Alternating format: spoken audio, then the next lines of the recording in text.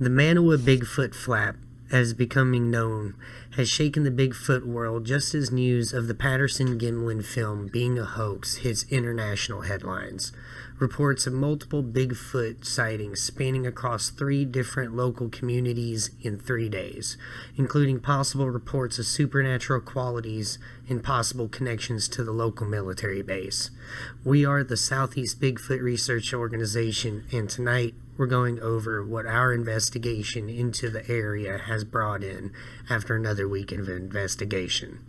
So, I'm going to bring in Myth tonight with us as well, so we're going to go ahead and hit this news right off the bat. But real quick, how you doing, bud? I'm doing fine, sir. How are you? Doing all right. So we've been hitting this for the better part of a week, hitting the ground running, making phone calls, getting out there, talking to people, and so far, let's go ahead and run this from the top, and let's get all of this together.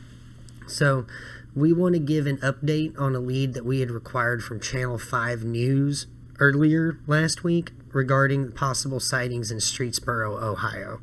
So that's where a lot of our ground investigation has really went, trying to make sure any verification of these claims can be made. Okay?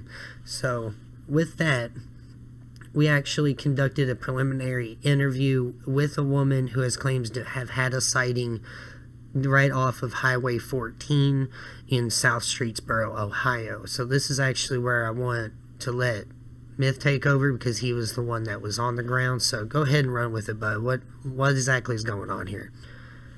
All right. So I was praying to the good Lord that we could have a smooth transition into this as I was doing research and had met an individual who will remain nameless, and said that they were potentially interested in the interview. Unfortunately, at this current moment in time, the interview has not been conducted. It is not said that it will not be conducted. However, let's get into the facts.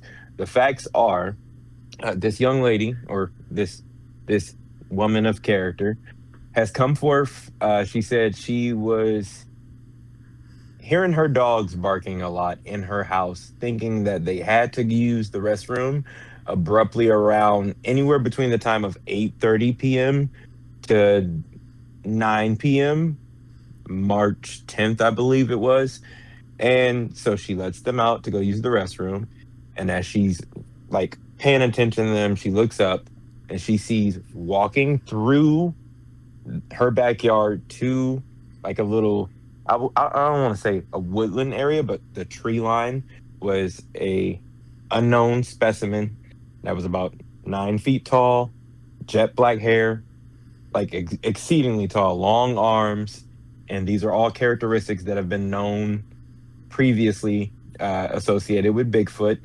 We have not been able to deduce at this time if anything else is a potential situation that could arise. Like prime example being, it could have been a bear, something of unknown origin. And I don't want to give you guys false hope. So what I'm going to say is, until we have concrete proof and I bring it forward to all of you, let's take this with a grain of salt. Okay, let's just take in the fact that we might have something here. And if it does materialize, we will bring you nothing but the facts. And that's what we do here. All right. Yes, sir. I love how much that people have been interested in what we've been doing. And we have watched the growth escalate over the past week, and it has been genuinely eye-opening. So we want to thank you guys from the bottom of our hearts, because out of all the people to listen to, all the videos to watch, you're paying us some attention, and we do appreciate that. But we do not give false information here. We give you what we can prove, and we bring it to you. We present it to you as best we can. So with that being said, I'm going to pass it back to Jaster and let him go ahead and do his thing. All right. So that's what we were able to verify on the ground in Streetsboro. Okay, so like there is a little bit more that we were able to bring in that we've not been able to explicitly verify, but we want to bring it onto the show anyway, just that way we can have it in with the discussion. That way you guys can kind of get the same kind of conclusion maybe we're getting here. So with what we got with the report that you brought in, so the written one that we ended up getting from you was Around 8:30 and 9 o'clock, this lady who had been, from what she is saying, she's been in Streetsboro all of her life or most of her life. She had heard some, like, getting her dogs all worked up around 8:30, 9 o'clock. She thought they had to use the restroom, so she lets them out. She's on her back porch, and she's paying attention to the dogs, and she looks up and she sees an 8 to 9 foot tall, jet black haired, hairy thing walking from her yard into the wood line. Now, we're going to go ahead over here on the map. We're going to bring this in just a hair.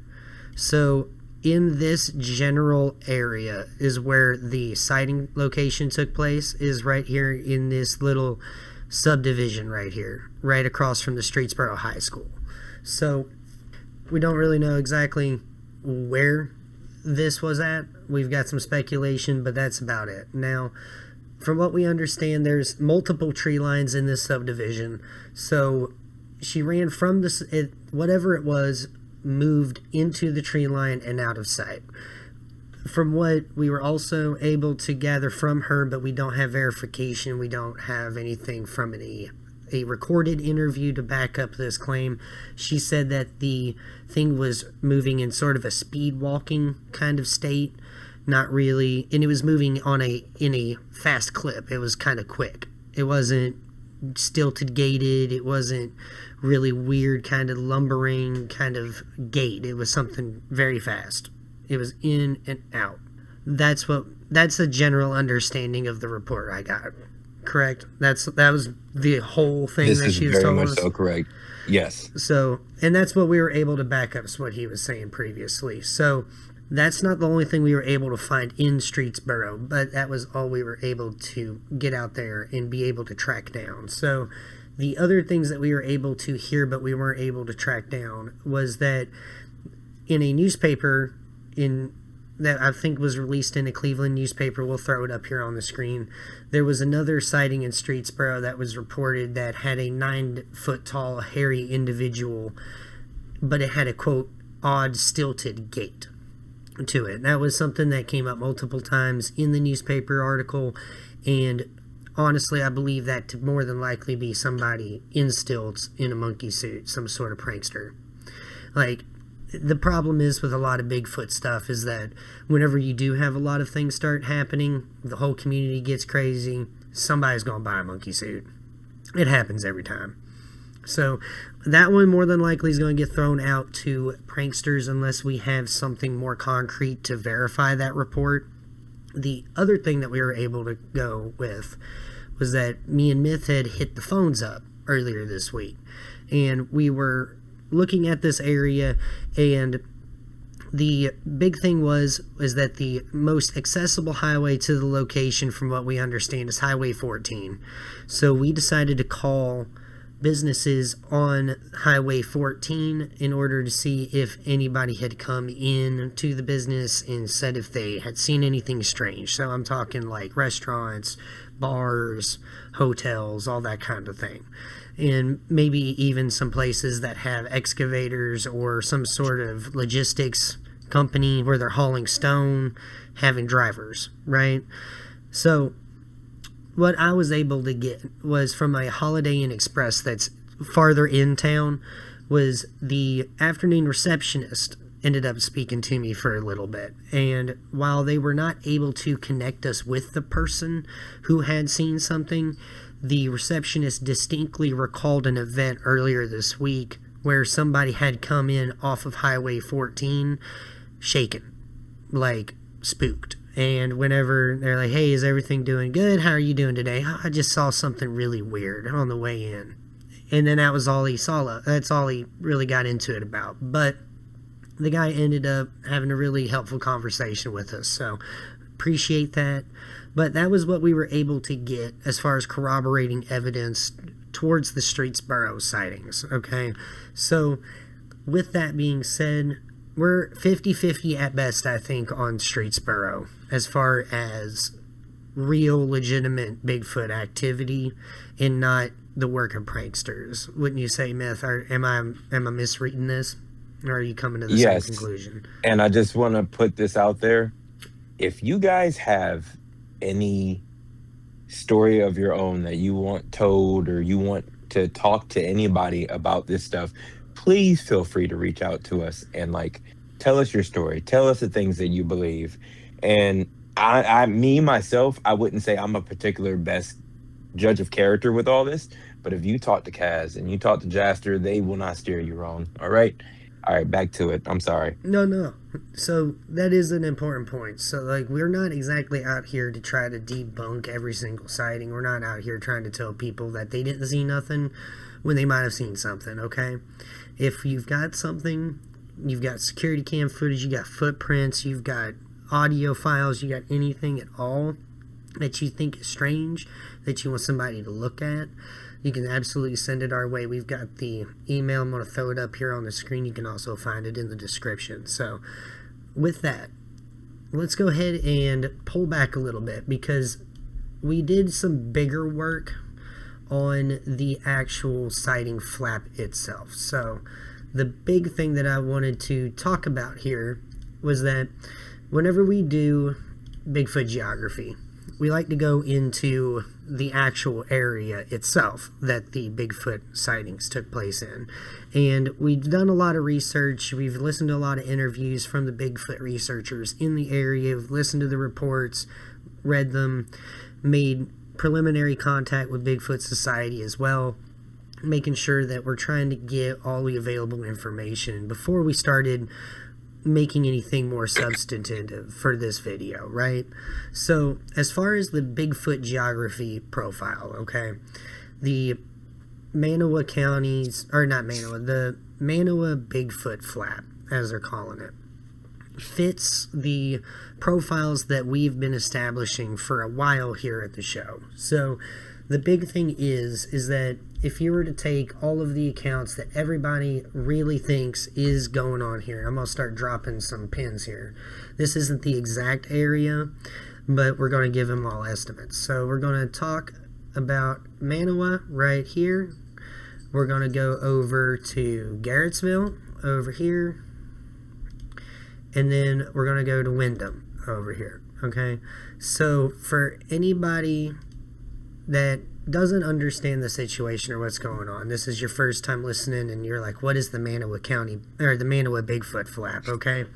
So between March 6th and March 9th, 7 different Bigfoot reports came into Bigfoot research organizations that are local to the area. And these weren't prank calls. These are people that are definitely shook up. These are people that are getting referred to from mutual friends who are listening to these shows or know people that listen to Bigfoot stuff, and they're all shook up and they're all talking about the same type of stuff. You've either got a 6-foot tall individual or a 9-foot tall individual. Both of them are brown furred, and then you've got all around the same kind of thing where they're either in somebody's yard and they're ducking out of cover or ducking into cover and out of there really quickly. Most of these sightings take place only over a couple of seconds. Or in one person's case, and I believe this was in Garrettsville, where a man was out 4 o'clock in the morning with his dogs, and the dog alerted to something going on, and he looks up and there's a Bigfoot sitting there, and it bolts, and he's shook because the dog's over here like, I don't want nothing to do with that, Dad. And I believe it's a German Shepherd, pretty sure. So later, we're talking about Wyndham, and this is towards the 9th. An old lady who's never believed in Bigfoot a day in her life wakes up in the morning, walks outside, and she sees one in her tree line. And it's moving in and out of the tree line, kind of getting a gauge of what's going on. And she's like, that's not a bear. I've seen bears. That's not a bear. So what we have is 7 very similar profiles all happening within 3 different days in a total of 9.9 miles, right? If you were to, as the crow flies, from Mantua to Garrettsville to Wyndham, okay? That is significant. We've not seen that many confirmed reports in that short amount of time since the early 70s, and I believe that was in Minerva, Ohio. But there's not a lot when it comes to big sighting sprees. So we wanted to go in here and we wanted to give this the old Bigfoot geography rundown. Okay, so the first thing that we want to get off there is, so I'll go ahead and pass this back to Myth, right? So how familiar are you with this part of the countryside here? I'm quite familiar due to my line of work and having to travel and constantly be in different cities and just getting familiar with new areas. So how would you describe Mantua, Garrettsville, Wyndham, like the kind of places that these sightings are taking place in, as someone who's been there before? Okay, so I'm not going to describe the city life or the town life. What I'm going to describe is this: the general environment of the area. It's deeply covered in woodland area, very thick tree lines and things of that nature. So if you are traveling through there, sure, you have your city slash township area where there's going to be an influx of people, and then you have those parts of the town that are on the outskirts and covered in nothing but, guess what, woods or cornfields or things of that nature. So if something's there and it's not plain to the eye, it is very easy for you to not notice it on a regular basis if you don't live there, if you're just passing through. For the people that do live there and that are familiar with the area, I will say that there's a very high likelihood that if they're telling you they saw something, 9 times out of 10, I'm going to say I would believe them, because it's not something that they're going to just see every day. You know what I mean? Now, the next thing I want to bring up is bears, because this area has bears, correct? 2 different kinds. Yes. Have you seen them yourself out there? In passing, not up close, thank God, but in passing, yes. And whenever you seen the bear on the side of the road, per se, or in passing, did you think to yourself, what did you think? Is that a bear? Was that the first thing that came to your mind? Not, is that a bear? That's a dang on bear. It's very declaratively clear that that was a bear, right? Yes. Okay, that's another point that I want to make for a lot of people in the back. So, like, bear misidentification happens, and it is a thing. However, it's usually tourists, right? People from the city that's never really seen a bear's way out in the countryside one day, and they see one walking. Oh, wow. You know, I get it. Like, we've all seen Joe Rogan, right? We've seen, like, all these kind of clips of bears walking upright. The gait is not the same. And we'll definitely go into a bigger video on that. That's another one that we want in the docket, is the people that live out here their whole lives, that integrate themselves into the wilderness, that become a part of it and see it every day. They know what bears look like. And they're like, that wasn't a bear. It's that old woman in Wyndham is a perfect example. She was like, I didn't believe in Bigfoot. I thought they were seeing bears. Except that wasn't no bear. That's a telling statement to a lot of people, you know. And it's another thing that park rangers talk about whenever they come forward with their stories, is like, hey, something weird happened. I know what the wilderness has here. I work here every day. That was not it. So we've got all that. We've got a wilderness area that can support bears, right?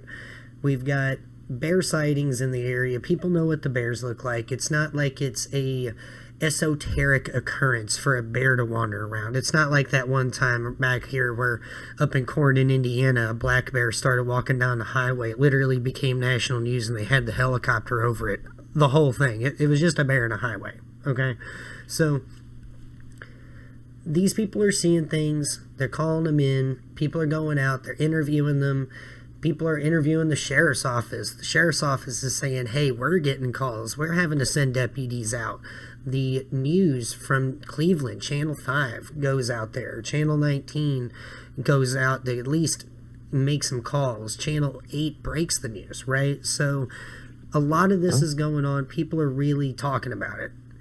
So the next thing we want to talk about is that, is this area a Bigfoot sighting area, right? Is this a new thing? No. And there's a reason why there's Bigfoot researchers that actively operate out of this part of Ohio. And anywhere from Eagle Creek Nature Preserve or Southington Off-Road Park, probably that area. I'll go ahead and highlight it over there. All the way south to Ravenna Arsenal, which is just this area around Michael J. Kerwin Reservoir. This is a huge wilderness area, and there are multiple reports you can go into, and you can even see them there on the Bigfoot mapping project. But we'll go into a couple of them here. So a couple of them that I want to bring up. One of them's from 1994 in the Jay Lake area. A group of men fishing on the lake during the winter near the center of the lake. I guess it was iced over enough for them to be able to do that. They saw a figure stand up from the shoreline that was large, hairy, and bipedal, and then it crossed the shore back up into the woods before turning back and just staring at them. And it was at that point they decided to get out of there. Now, another one is in 1986.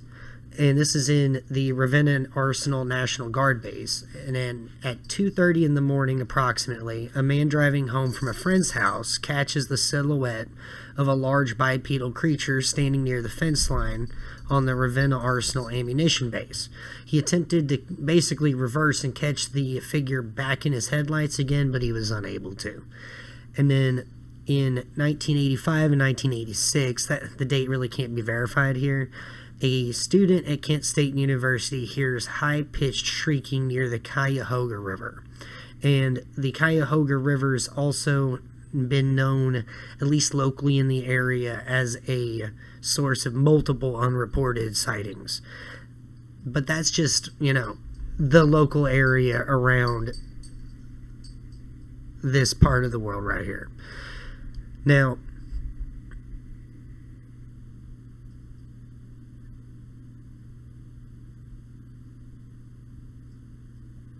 sorry, I had to get myself reoriented here.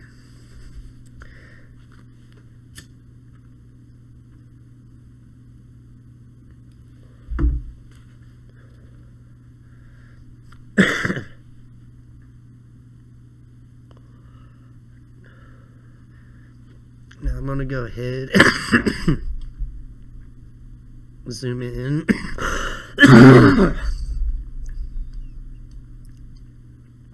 A little closer here to Ravenna. Okay. Alright. Now, while Bigfoot reports that are on the Bigfoot mapping project are anywhere from 30 to 40 years old at this point, local reports of Bigfoot have been continuing from this time all the way on until today. It's also very necessary to bring up the sheer amount of farmland and wilderness that connects the entire area again, like what Myth had said.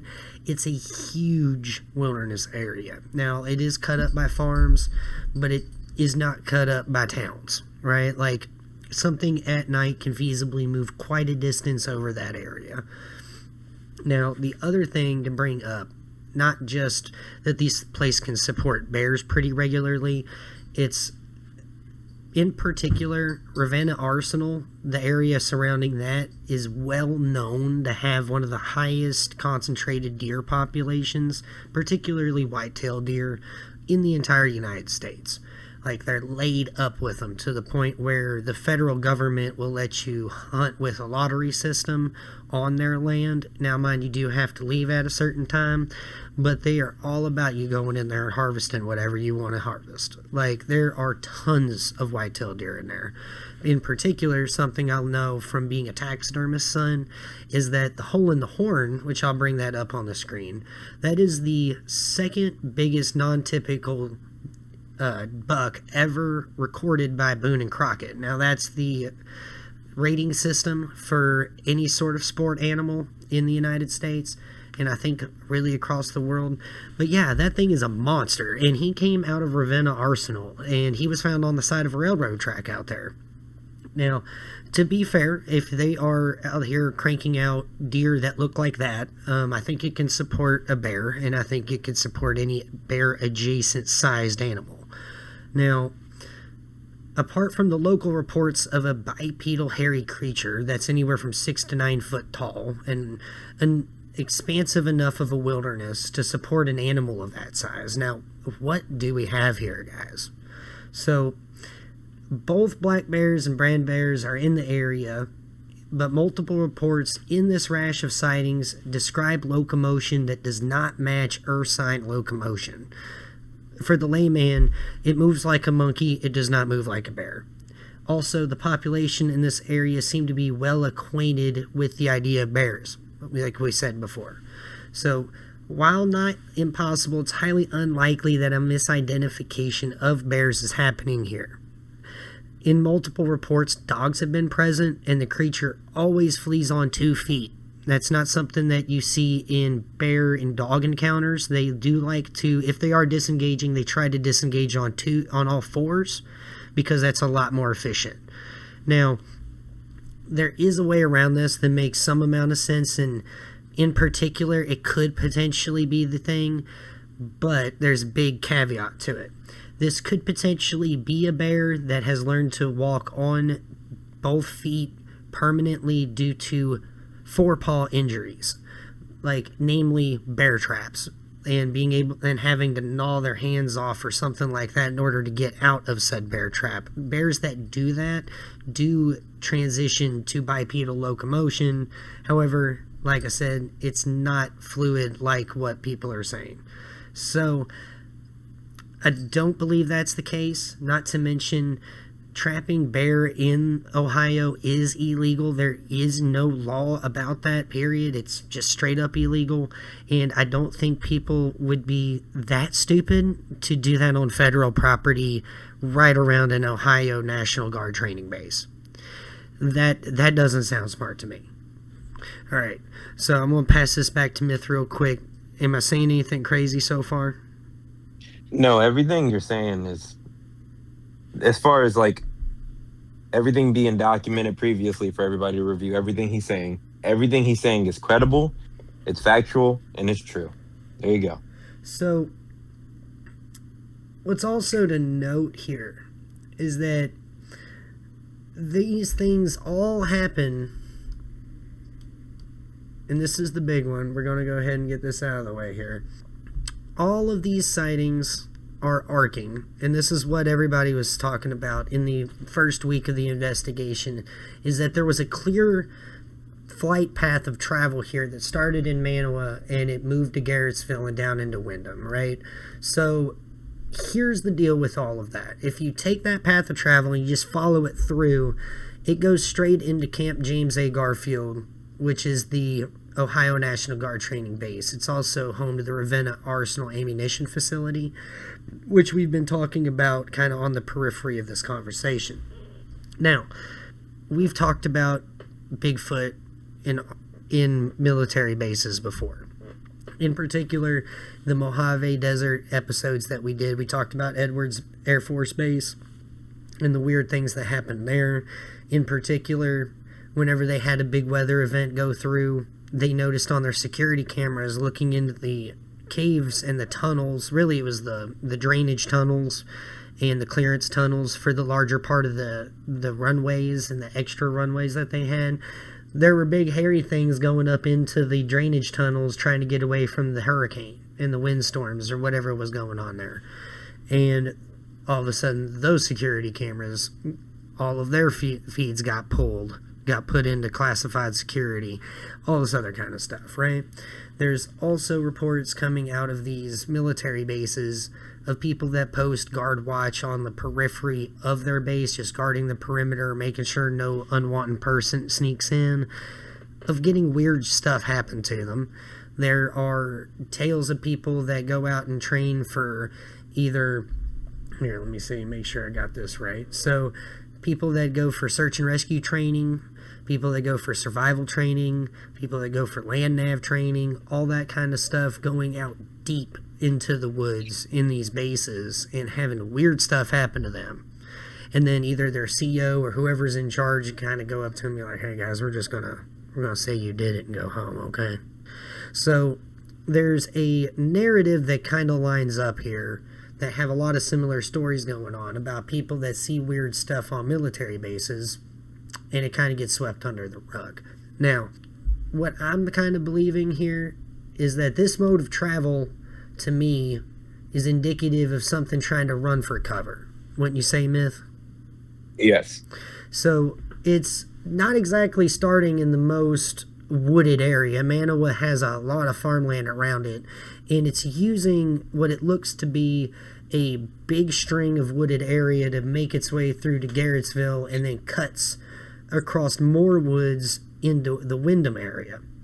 So if you follow that, it goes into probably the most wooded part of the military base, is what it looks like to me. Now it looks like there's also plenty of stuff going on. You've got shooting ranges. It's a whole National Guard military base, right? So why would there be a bunch of Bigfoot sightings starting in Mantua, going across the country, and ending right up next to a military base? I don't think it's anything conspiratorial, okay? We're gonna get into this really quick. Whenever you've got any sort of animal out there looking and living in the woods all the time, there are different signs that they get to tell them about weather events that are happening, okay?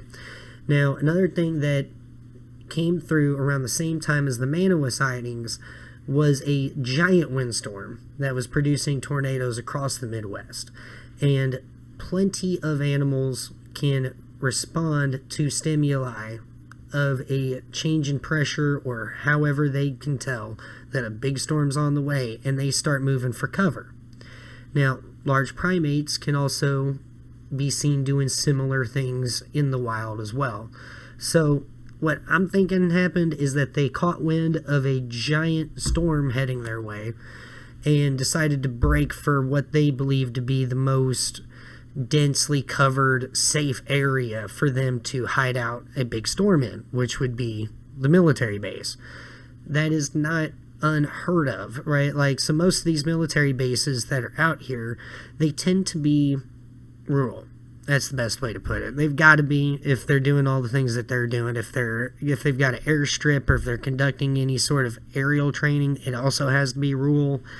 So there's plenty of ample opportunity for something to sneak by that is capable of doing so without essentially notifying security, right? So like, if these things are able to move as deftly and as silently as what we believe they can move at, all it would have to be is them waiting until nighttime and just using the cover of night in order to sneak on by any sort of security post that they need to in order to get into safety. So that might sound wild, like, hey, somebody would have surely seen it. Well, maybe somebody did, and maybe they just haven't came forward yet. We don't know. The other thing is not necessarily. Like, these military bases, yeah, their security checkpoints and everything do work for a lot of things, generally man-made threats or man-made security issues, right? They're not necessarily built with enough technology in mind in order to properly surveil every piece of wildlife that's going on its perimeter. So I think it's completely possible that these guys were moving, trying to get into some amount of shelter before that giant storm went through, and they ended up getting seen multiple times on their way to shelter. And that shelter is also probably, if I were had to logically guess, at least somewhat associated with what I would call their main base of operations, just because of how big of a woodland area it is. The south part of it has a huge source of water, and it has a huge source of food. So they might be moving around. We do believe that these things do have a fair amount of range, that they do a lot of travel, but they probably have either a home base of sorts that they really are, a territory that they kind of hold or roam within, or they're migratory. Now, the former, it fits into the great ape category a little bit better. So for scientific research purposes, we're probably dealing with them having an operational range that they move through, and they were just moving towards safety. But like I said, what's your take on all this? Was this, I think, the first time you've ever seen a full in-depth breakdown, Bigfoot geography style on a sighting? Honestly, we've been mulling this over for a while now, so I've had a little bit of time to gather my thoughts on this. I feel as if any, I'll say it like this: any creature that feels like it's in danger or that something is coming always goes towards where it would feel safest. Now, I don't necessarily consider a military base to be my place of safety, but I'm not in the grade 8 category. You know, I'm not aware as to why they would do these things. But what I can speculate is this: if the similarities between great apes and humans are thought to be true, are true, um, let's say they have children. You need shelter. You need a food source. We've already mulled down the fact that there's deer in the area if they are carnivorous. We already mulled down the fact that there is plenty of woodland area for them. So maybe wherever they originally were stationed at for like a home base for themselves was not considered to be safe anymore. Maybe the resources itself was running out. We don't know anything about the, how do I want to put this, the dietary restrictions of a Sasquatch. We don't know anything about how they build their nests completely. We can speculate all these things, but we don't have one behind a panel wall to look at and observe its nature, its mentality. None of these things are things that we can actually say, hey, we know this because we have witnessed it. Someone said they witnessed it. We don't have the physical proof in front of us. So all we can do is speculate. So after looking at the map, seeing the distance traveled, the urgency in which why they traveled, knowing that there was a natural event, a natural weather event going on, all I can speculate is this: wherever they are now, I feel like they're probably better off than where they were originally. And that's all I can say about that. And I'm sorry if that let some of you guys down. But like I said before, I'm still brand new to this. So it's like I ask that you be patient with me, that you be patient with me learning and growing more as I learn more about all of this. And that's my take on it. No, I think that's a fair point. So, like, kind of the persuasive argument I'm trying to put up here is like, for somebody who's on the skeptical fence, right? Like, oh, these things are weird. Like, why would they do this? All this other kind of stuff. The thought process I'm thinking of is trying to explain if this is true and there are 10-foot tall monkeys running through the woods up here. How do you explain the last week and a half? You know what I mean? Like, there's a lot going on here. There's a lot of information flying around everywhere. But really, it's the why. And I think there's some good information to be made out of this report. Like, the information I think that we could take away that probably could be best used for Bigfoot researchers is that we need to study weather events, okay? Like, we need to look into, is there a higher frequency of Bigfoot sightings around areas that have really crazy weather events happening? If there's a crazy weather event rolling through, are people seeing weird stuff happen?